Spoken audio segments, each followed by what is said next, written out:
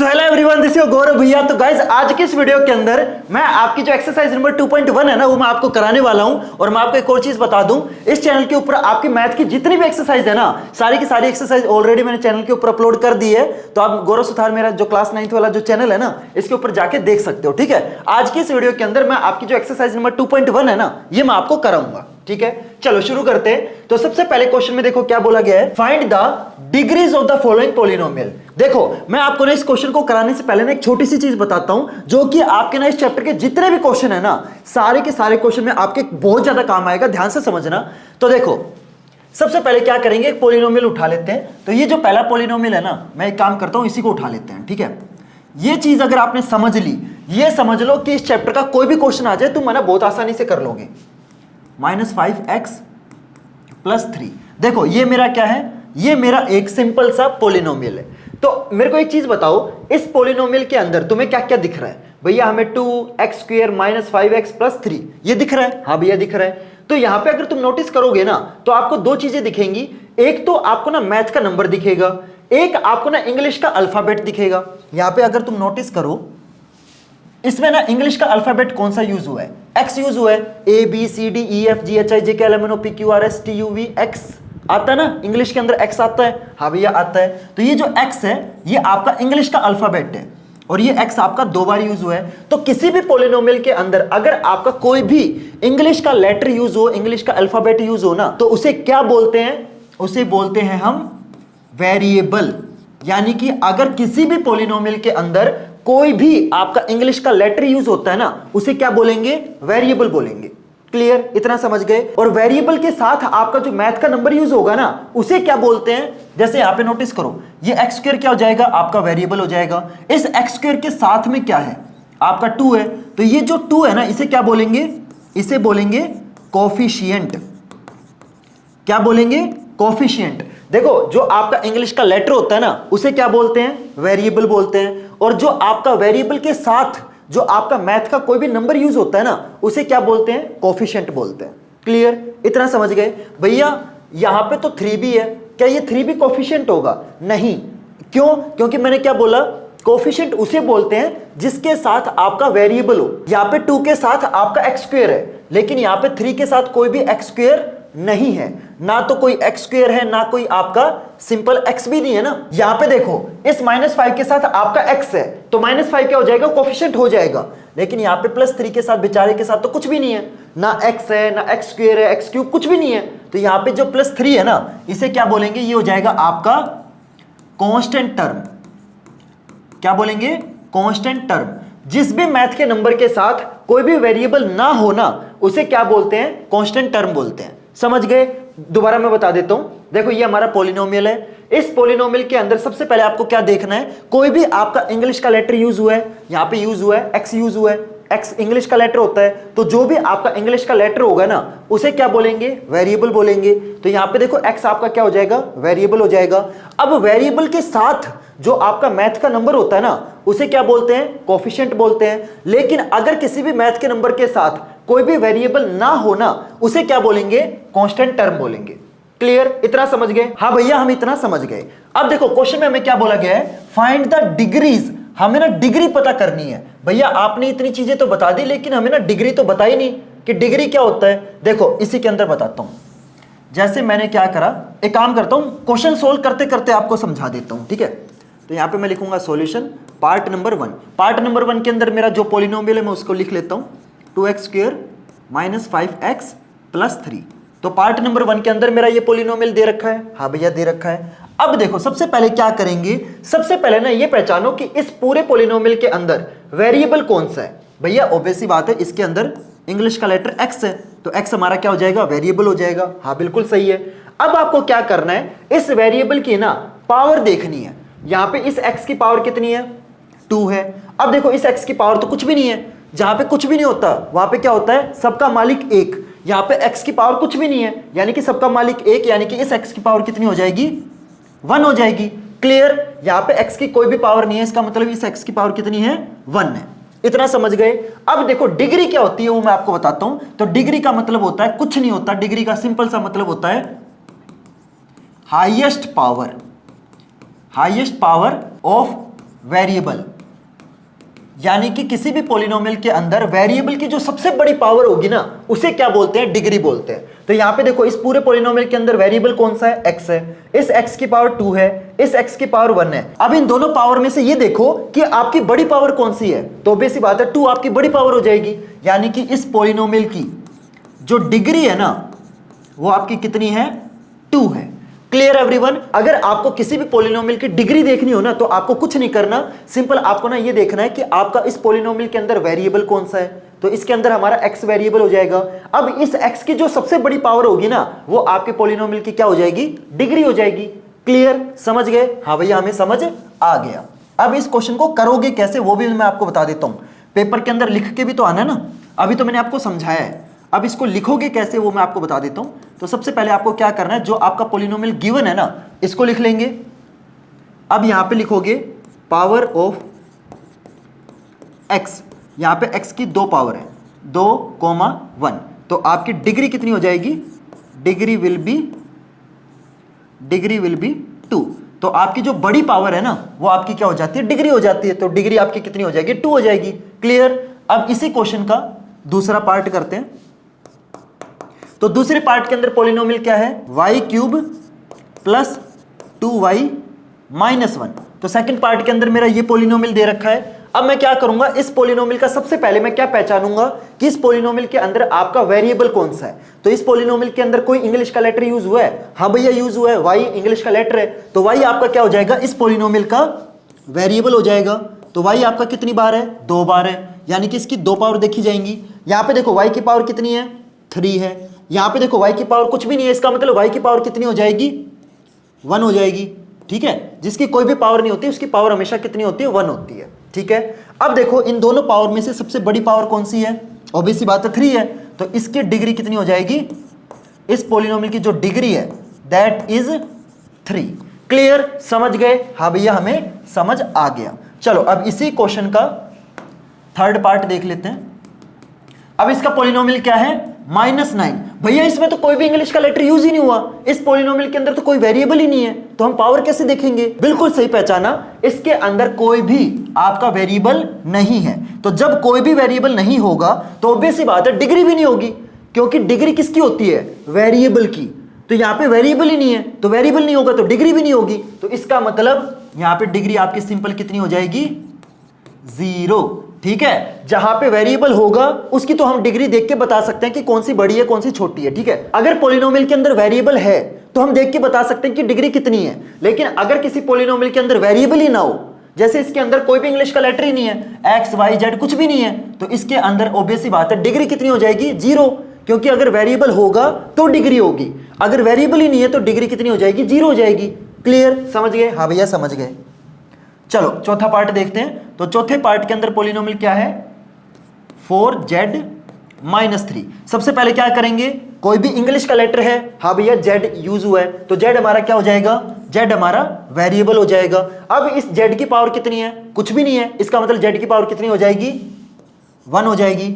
अब इसके अंदर कहीं और भी z है, नहीं भैया इसके अंदर तो, इस पॉलिनोमियल के अंदर तो एक ही बार z यूज हुआ है, तो इसका मतलब z की एक ही सिंगल पावर है दैट इज 1, तो हमें कंपेयर करने की जरूरत ही नहीं है। तो इसके अंदर हमारी जो डिग्री है वो बाय डिफॉल्ट कितनी हो जाएगी, 1 हो जाएगी। देखो जिसके अंदर आपका वेरिएबल 2 बार यूज हुआ है ना, तो उसके अंदर में नोटिस करना पड़ता है कि कौन सी बड़ी पावर है, लेकिन इसके अंदर तो वेरिएबल ही एक बार है, तो इसके अंदर तो हमें कंपेयर करने की जरूरत ही नहीं है कि कौन सी छोटी पावर है कौन सी बड़ी पावर है, जो पावर होगी वही सबसे बड़ी हो जाएगी। तो इसका मतलब इसकी डिग्री कितनी है, 1 है। क्लियर, समझ गए, हाँ भैया समझ गए। अब अगले क्वेश्चन पे चलते हैं। तो सेकंड क्वेश्चन में देखो क्या बोला गया है, right polynomial of degree 1 2 and 3। यहां पे आपको पॉलिनोमियल बनाना है। पिछले क्वेश्चन में क्या था कि पॉलिनोमियल आपको दिया हुआ था, उसकी डिग्री आपको निकालनी है, लेकिन जो अगला सेकंड क्वेश्चन है ना, ये पहले क्वेश्चन का अपोजिट है। अब की बार आपको डिग्री दे रखी है, पॉलिनोमियल आपको खुद से बनाना है। तो देखो यहां पे ना आपको 3 डिग्री दे रखी है, तो यहां पे मैं लिखूंगा सॉल्यूशन। तो सबसे पहले देखो पहले पार्ट के अंदर जो डिग्री है वो मेरी कितनी है, वो मेरी 1 है। ठीक है, तो अब की बार आपको क्या करना है, पॉलिनोमियल बनाना है जिसकी डिग्री 1 हो। तो बेसिक बात है कितने भी पॉलिनोमियल हो सकते हैं, तो आप इस क्वेश्चन के अंदर अपनी मर्जी का ना कोई भी पॉलिनोमियल चूज कर सकते हो, लेकिन कंडीशन क्या होनी चाहिए, उसकी जो डिग्री है ना वो आपकी सिंगल होनी चाहिए। ठीक है, चलो मैं लिखता हूं, एक एग्जांपल लिखता हूं। मैं काम करूंगा, मैं जो सबसे इजी एग्जांपल है ना वो मैं लिखता हूं, ठीक है। तो यहां पे सेकंड डिग्री वाला पॉलिनोमियल लिखूंगा मैं, जिसकी डिग्री 2 होगी, और यहां पे मैं वो पॉलिनोमियल लिखूंगा जिसकी डिग्री 3 होगी। डिग्री का मतलब हाईएस्ट पावर कितनी होनी चाहिए? 3 होनी चाहिए। इसके अंदर हाईएस्ट पावर 2 होनी चाहिए, इसके अंदर आपकी हाईएस्ट पावर 1 होनी चाहिए, ठीक है। तो देखो एक पॉलिनोमियल लिखते हैं, तो मैं यहां पे थोड़ा ना ध्यान से देखना, एक पॉलिनोमियल लिखूंगा, एग्जांपल लिखता हूं। तो यहां पे मैं सबसे इजी होगा ना वो मैं लिखता हूं, ठीक है, 2x। बस अगर तुम नोटिस करो इस पॉलिनोमियल के अंदर आपका वेरिएबल क्या है? x आपका वेरिएबल है, और x कितनी बार है? एक ही बार है। तो इस x की पावर कुछ नहीं है, इसका मतलब इस x की पावर कितनी है? 1 है। तो ये 1 ही क्या हो जाएगी? इस पॉलिनोमियल की डिग्री हो जाएगी। समझ गए? हाँ भैया समझ गए। अब मैं दूसरा एग्जांपल लिखता हूं, जिसकी डिग्री कितनी होगी? जिसकी डिग्री 2 होगी। तो मैं क्या करूंगा, यहां पे 2x स्क्वायर कर दूंगा। अब इसके अंदर देखो वेरिएबल क्या है? आपका x है। x कितनी बार है? एक ही बार है, और इस x की पावर कितनी है? 2 है। तो ये जो 2 है यही तो इस पॉलिनोमियल की क्या हो जाएगी? डिग्री हो जाएगी।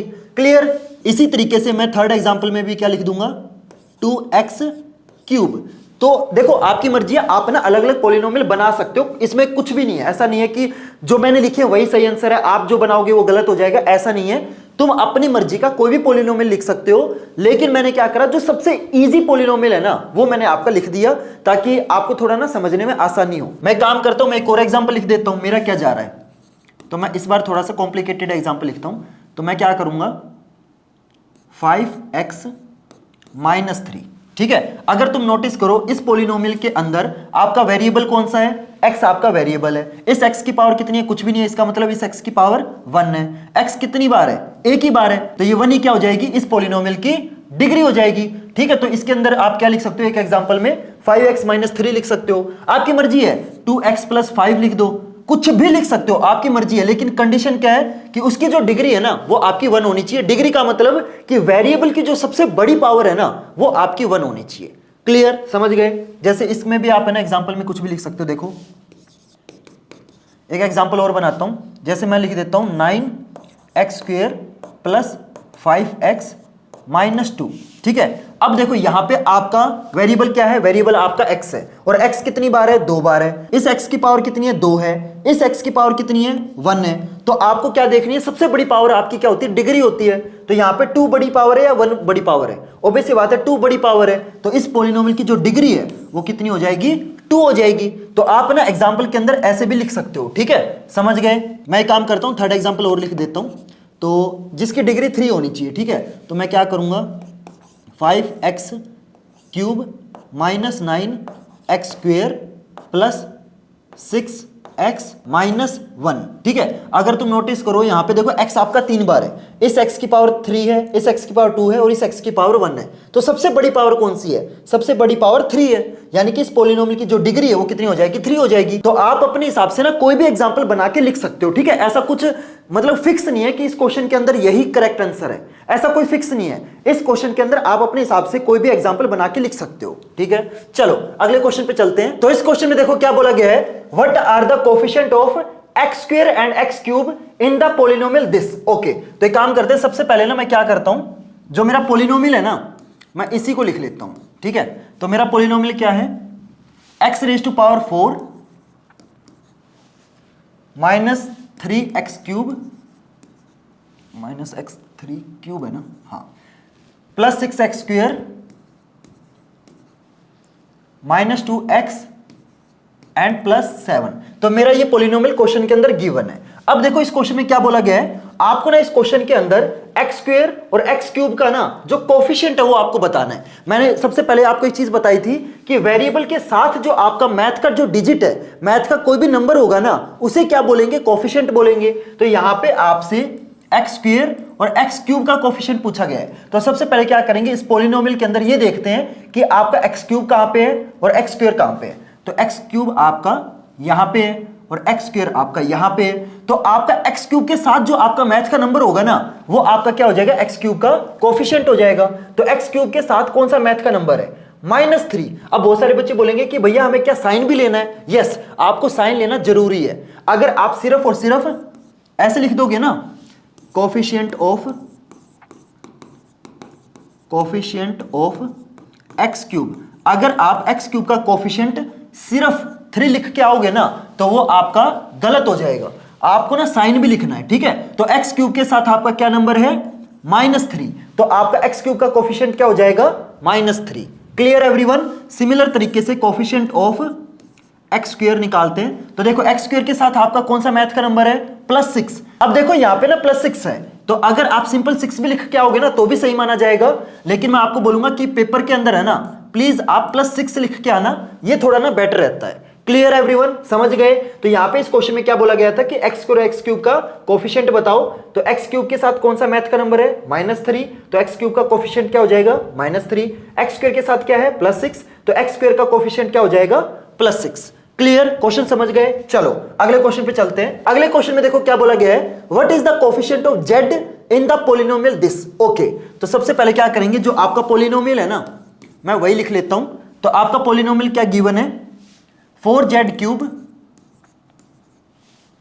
Plus 5z² -11। अब देखो इस क्वेश्चन के अंदर क्या बोला गया है कि आपको ना z का कोफिशिएंट बताना है, लेकिन भैया इस पोलिनोमियल के अंदर तो कहीं पे z है ही नहीं, यहां पे तो z³ है, z² है। अगर हमसे z³ का कोफिशिएंट पूछा जाता तो हम तो बहुत आसानी से बता देते कि z³ का कोफिशिएंट क्या है, 4 है, z² का कोफिशिएंट क्या है, 5 है। लेकिन भैया यहां पे तो z है ही नहीं ना, z तो है ही नहीं, तो ऑब्वियस सी बात है अगर z नहीं है तो z का कोफिशिएंट क्या हो जाएगा, 0 हो जाएगा। जैसे मैंने डिग्री वाले केस में क्या बताया था कि अगर वेरिएबल ही नहीं है तो डिग्री कितनी हो जाएगी, 0 हो जाएगी। उसी तरीके से यहां पे z वेरिएबल ही नहीं है तो यहां पे z का कोफिशिएंट क्या होगा, जो चीज है ही नहीं उसका कोफिशिएंट क्या होगा, 0 होगा। तो यहां पे आपका कोफिशिएंट ऑफ